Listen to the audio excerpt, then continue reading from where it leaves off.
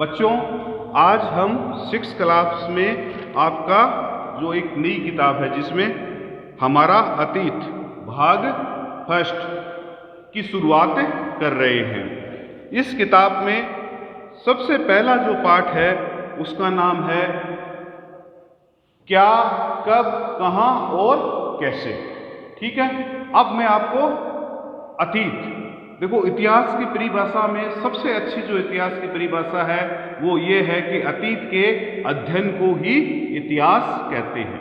ठीक है, इतिहास को जानने के जो स्रोत हैं वो मुख्य रूप से दो हैं, एक तो है पुरातात्विक स्रोत और एक है साहित्यिक स्रोत। पुरातात्विक स्रोत और साहित्यिक स्रोतों के बारे में हम कभी और कभी बात करेंगे जब आपके अगर आगे पाठ में अगर इतिहास को जानने के स्रोत के बारे में आएगा तो मैं वहां आपको विस्तार से सारा इसके बारे में बता दूंगा। ठीक है, तो आपको मोटी मोटी बात इसमें यही याद रखनी है इतिहास में कि अतीत के अध्ययन को इतिहास कहा जाता है।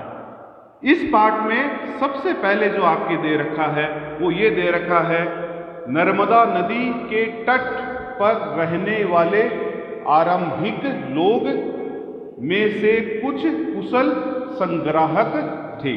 ठीक है, नर्मदा नदी के तट पर जो आरंभिक लोग रह रहे थे वह कुशल संग्राहक थे। ठीक है, जो आपके जो आसपास के जो जंगल थे नर्मदा नदी की, ठीक है, की विशाल संपदा से वह परिचित थे। अपने भोजन के लिए वह जड़ों, फूलों तथा जंगल के अन्य उत्पादों को यहाँ से क्या करते थे, संग्रह किया करते थे या यहाँ से इकट्ठा करते थे। यह जो नर्मदा नदी के तट पर रहने वाले जो लोग थे वो जानवरों का शिकार या आखेट भी करते थे। हम सभी जानते हैं कि प्रारंभिक जो मानव था वो कंदमूल से ही अपना भोजन प्राप्त करता था।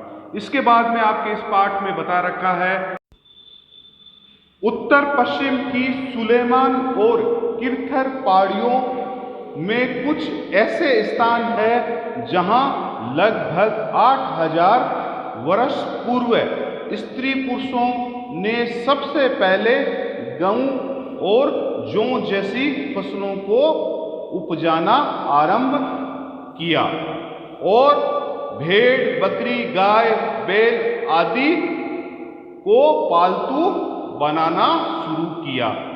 जो उत्तर पश्चिम की जो सुलेमान और किरथर पहाड़ियां हैं, इनमें कुछ ऐसे स्थान थे जहां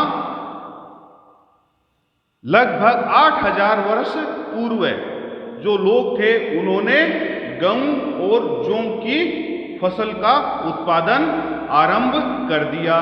साथ ही भेड़, बकरी, जानवर जो थे उनको पालतू बनाना शुरू किया। ठीक है, अब इसके बाद में आपके दे रखा है सहायक नदियां।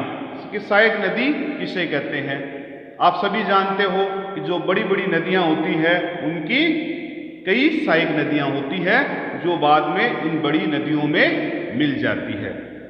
सहायक नदियां उन्हें कहते हैं जो बड़ी नदी में मिल जाती है। अब सहायक नदी की कोई परिभाषा पूछे कि सहायक नदी क्या है तो आप सहायक नदी के बारे में बताओगे कि सहायक नदी वो नदी होती है जो बड़ी नदी में मिल जाती है। प्राचीन काल में गंगा तथा इसकी सहायक नदी सोन के आसपास का क्षेत्र मगध के नाम से जाना जाता था। ठीक है, अगर प्राचीन भारत का एंशिएंट इंडिया के बारे में अगर हम पढ़ें या प्राचीन भारत का इतिहास पढ़ें तो उसमें मगध साम्राज्य का बड़ा महत्व था और बड़ा मगध साम्राज्य है वो आपका बहुत ही इतिहास में महत्व रखता और सबसे शक्तिशाली साम्राज्य था। ठीक है, 16 महाजन पदों की अगर हम बात करेंगे तो उसमें मगध साम्राज्य का भी उल्लेख आएगा। धन्यवाद।